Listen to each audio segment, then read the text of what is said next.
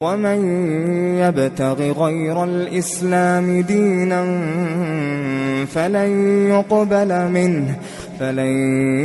يقبل منه وهو في الآخرة من الخاسرين. Artinya, dan barang siapa mencari agama selain Islam, dia tidak akan diterima, dan di akhirat dia termasuk orang yang rugi. Dalam tafsir Ibnu Katsir diterangkan, firman Allah Subhanahu wa Ta'ala, barang siapa mencari agama selain agama Islam, maka sekali-kali tidaklah akan diterima agama itu darinya. Yakni barang siapa yang menempuh suatu jalan selain jalan yang telah disyariatkan oleh Allah, maka jalan itu tidak akan diterima darinya.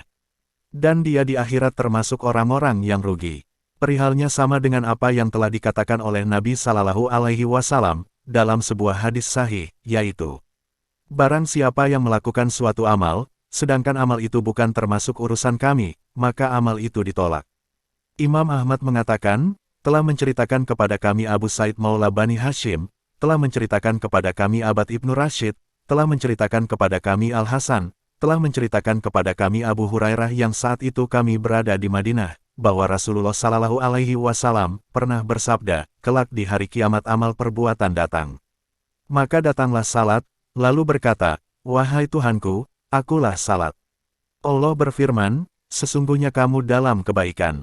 Sedekah datang, lalu berkata, wahai Tuhanku, akulah sedekah. Allah berfirman, sesungguhnya kamu dalam keadaan baik. Kemudian datanglah puasa, lalu berkata, wahai Tuhanku, akulah puasa. Allah berfirman, sesungguhnya kamu dalam keadaan baik. Kemudian datanglah amal-amal yang lain, semuanya dijawab oleh Allah SWT, sesungguhnya kamu dalam keadaan baik. Lalu datanglah Islam dan berkata, wahai Tuhanku, Engkau adalah sumber keselamatan, dan akulah Islam. Maka Allah berfirman, sesungguhnya kamu dalam keadaan baik, atas dasar kamulah aku mengambil, dan atas dasar kamulah aku memberi. Lalu Rasulullah Shallallahu Alaihi Wasallam membacakan firman-Nya, barang siapa mencari agama selain agama Islam, maka sekali-kali tidaklah akan diterima agama itu darinya, dan dia di akhirat termasuk orang-orang yang rugi. Hadis ini hanya diriwayatkan oleh Imam Ahmad. Abu Abdurrahman, yaitu Abdullah ibnu Imam Ahmad, mengatakan bahwa Abad Ibnu Rashid adalah orang yang sikah, tetapi Al-Hasan belum pernah mendengar dari Abu Hurairah.